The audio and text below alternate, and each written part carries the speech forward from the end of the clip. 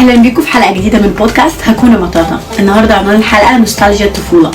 هنرجع بزمن 20-30 سنه ونتكلم عن ذكريات الطفوله بتاعتنا، الحاجات الحلوه، الحاجات الغريبه، الحاجات الوحشه. بس في حاجات كانت يعني بصوره عامه موجوده عندنا كلها، في ذكريات احنا بنتشارك فيها كلنا. خلينا نبدا الحلقه باول حاجه، وهي ايه الحاجات اللي كنا بنصدقها وهي اصلا مش حقيقه.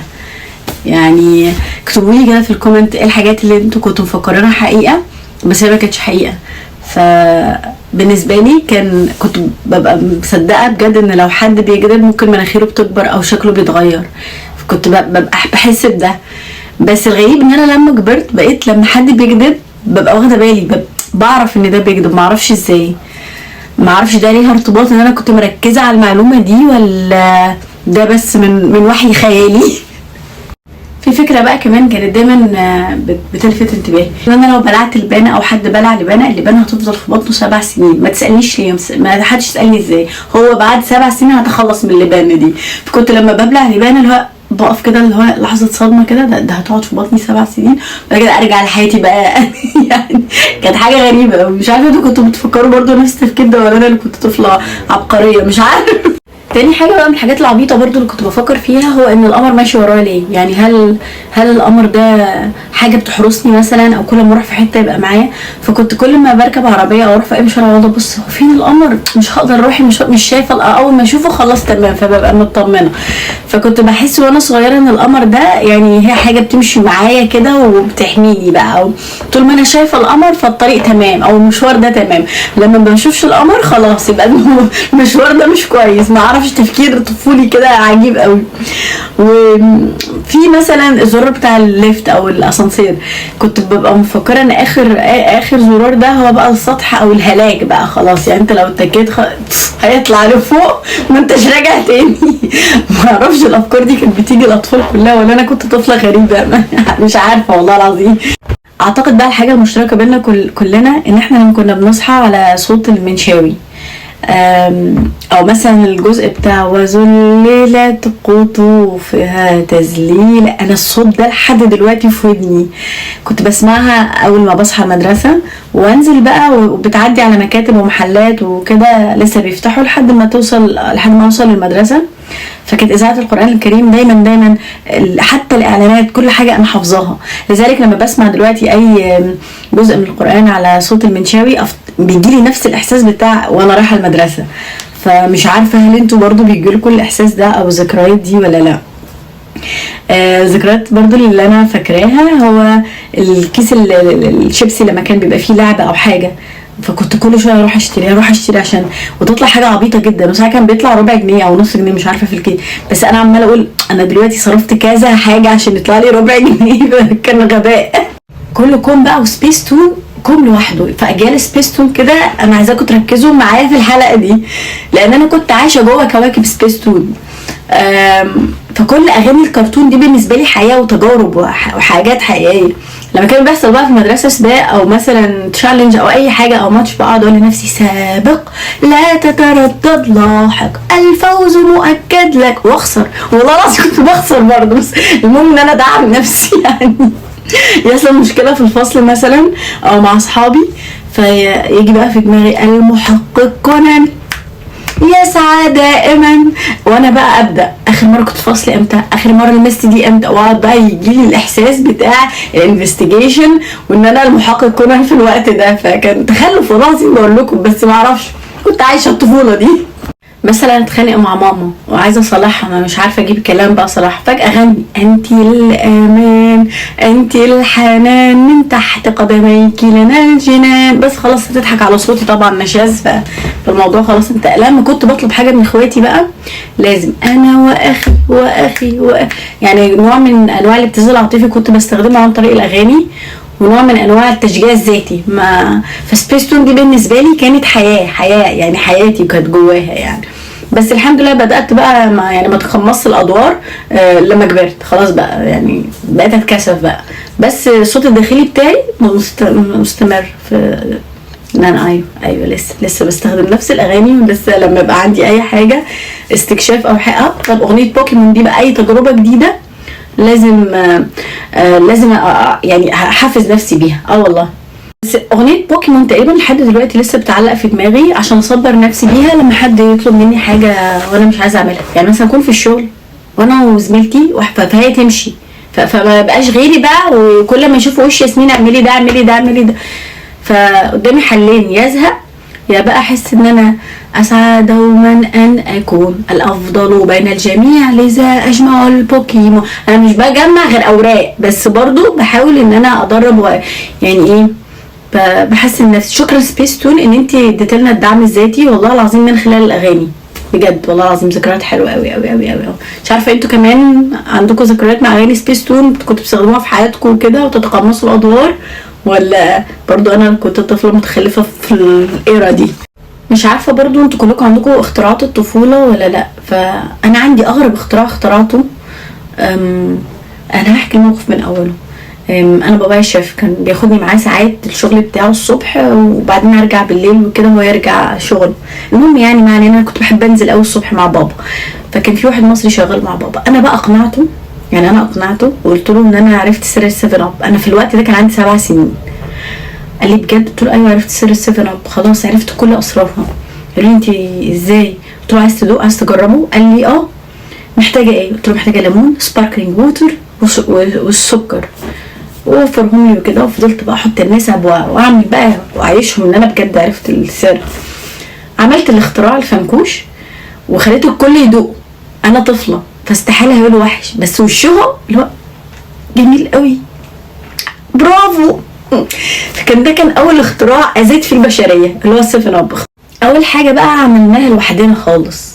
فانا قعدت افكر كده ايه اول حاجه انا عملتها لوحدي من غير ما اعتمد على حد. فلقيت ان انا اصلا اروح الجامعه لوحدي كان اول تجربه ليا ان انا اعمل ده، مع ان انا اصلا كنت بروح مع اصحابي. يعني انا ما كنتش عارفه اروح لوحدي، كنت لازم حد يبقى معايا، كنتش عارفه الطريق. فكان اول حاجه عملتها لوحدي ان انا كان في بعض الاوقات اصحابي اللي كنت بروح معاهم كانوا بيغيبوا، فكنت بضطر ان انا اروح لوحدي.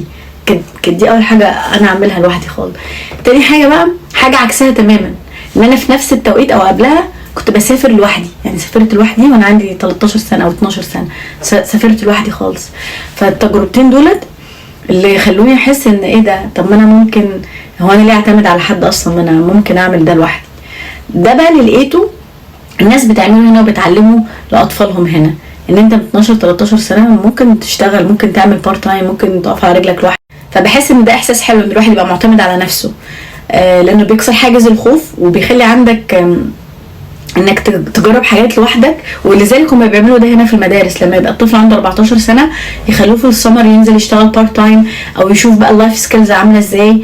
فبتبقى حاجه ممكن انا يعني انا كتجربه برضو كان عندي 28 سنه وكنت بشتغل في وظيفه ما، ولقيت واحده عندها 19 سنه بتشتغل معايا عشان عايزه تصرف على جامعتها وكانت بتشتري بيت في نفس الوقت.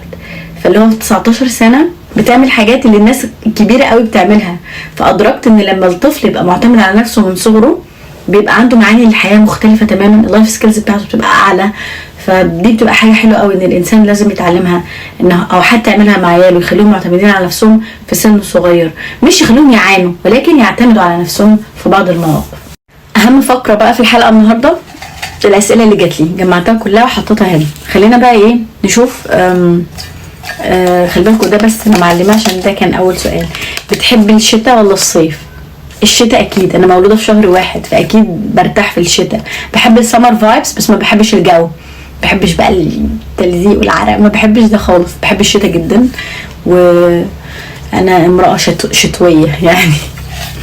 تاني سؤال، انت درس ايه؟ يا لهوي على السؤال ده، السؤال ده اتسالته كتير قوي بس ده عايز حلقه لوحده. ماشي، انا درست في مصر اعلام قسم اذاعه وتلفزيون، ودرست هنا كذا حاجه. اخر حاجه درستها هو الدبلومه ليفل 3 في تيتشنج اند سبورت. خلاص هبقى اعمل حلقه معينه على ده. السؤال اللي بعده من كترهم انا مش اكتر كلمه بتقوليها من غير ما تحسي؟ فهمني، فهماني، فهمني. اللي بعده مش في اسئله كتير يعني. ايه قطعت الله. اكتر اكله بتحبيها؟ في الاكل المصري بحب المحشي جدا يعني. مع الاكل الايطالي بحب نيوكل بيستو، بحب اي حاجه بالبيستو يعني. السؤال اللي بعده، لو معاكي ريموت توقفي الزمن فين وليه؟ هوقف الزمن فين؟ مش هوقف، هعيش زي ما انا، ما اعرفش، بس ممكن اوقفه في الماضي. ماشي لما كنت انا، لا مش عايزه اوقفه في الماضي. ممكن اروح بيه على المستقبل مثلا، اشوف ايه اللي هيحصل في المستقبل واعيش شويه، بس ارجع تاني للحاضر. انا من النوع اللي بحب البريزنت عامه، بحب اتفاجئ بالمستقبل، وبحب افتكر الماضي لو حاجه حلوه حصلت فيه، بس الحاجات الوحشه معرفش ازاي دماغي بيمحيها. اللي بعده، استنى نشوف ايه ده.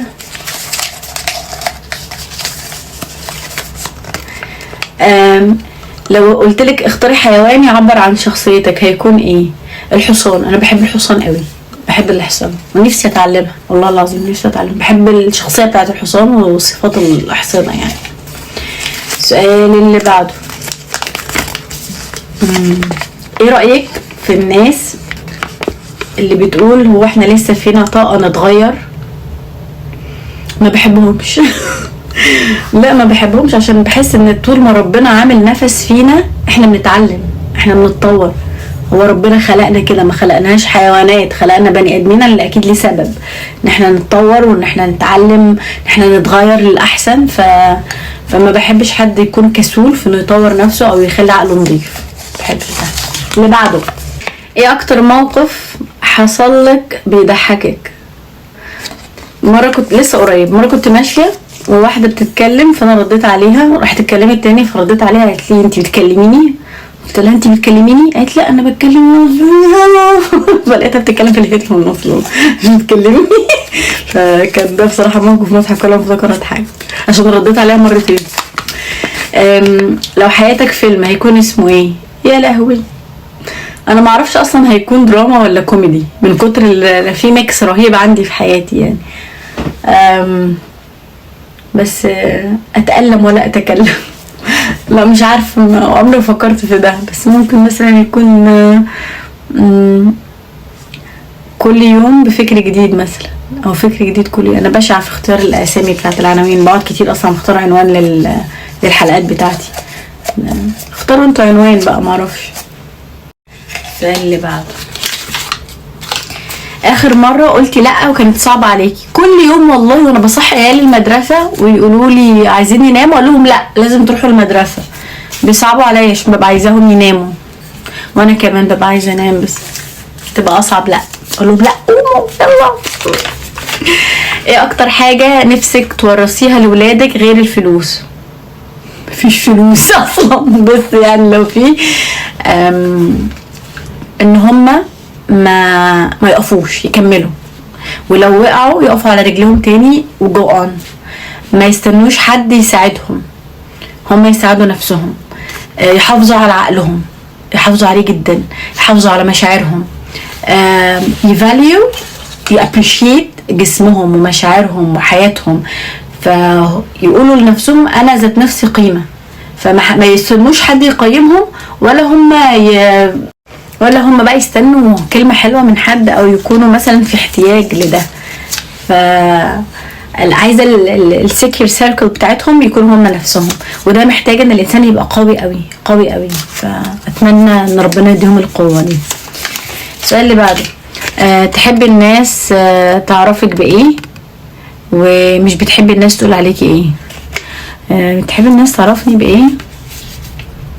زي ما انا يعني، او يعني لو انا مت مثلا نفسي يبقى ليا اثر ان انا كنت بساعد الناس اللي انا بساعدهم، او اللي انا ساعدتهم في اي حاجه، نفسي يدعوا لي مثلا، او يبقى الاثر ده هو اللي ادخل بيه الجنه، او يكون لي حسنات. ببقى نفسي قوي في ده. لذلك اي حاجه، اي معلومه بقولها او اي حاجه وحد مثلا يقول لي شكرا قوي اول مره اعرفها، او شكرا انك ساعدتيني، ببقى حاسه ان هو العمل ده اللي ممكن اخش بيه الجنه. فببقى عايزه يعني بعد كده الناس تفتكرني بده. مش بحب الناس تقول عليا ايه؟ لا هو الناس عادي بتقول يعني، حتى يعني هما ما فيش حد سلم من كلام الناس، بس انا عمري في حياتي ما ركزت في كلام الناس.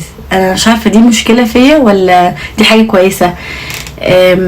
والله العظيم ما بهتم، ما الناس تقول اللي عايزه، ده رايها، حاجه حلوه ولا حاجه وحشه كل واحد حر في رايه.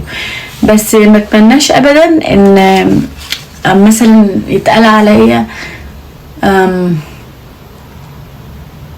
مش عارفه، ممكن الناس تقول ايه وحش عليا، مش عارفه والله العظيم، ما فكرتش في ده خالص. بس ممكن عشان اهتمامي بدايره الناس مختلفه شويه. يعني مثلا لو انتوا قلتولي تحبي ولادك ما يقولوش ايه عليكي او كده، ده اللي ممكن افكر فيه. انا خايف قوي ان ولادي يقولوا عليا ان انا ضيعت وقت من غير ما استثمر فيهم صح، ما استثمرش في تربيتهم او في دينهم او في فهم الحياه. فانا خايفه من الجزء ده الجزء اللي انا فعلا بحاول فيه. انما الناس عامه ما اخر سؤال هيكون ايه؟ اخر سؤال يا جماعه. اول حاجه بتعمليها لما تصحي من النوم؟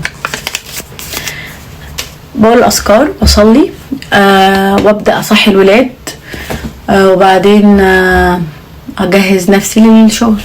بس دي الحاجه اللي بنعملها كل يوم. حلقتنا النهارده خلصت، يا رب تكون عجبتكم. استنوني الحلقه الجايه من بودكاست هكونا مطاطا. باي.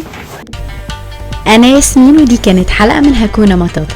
استنوني كل جمعه الساعه 12.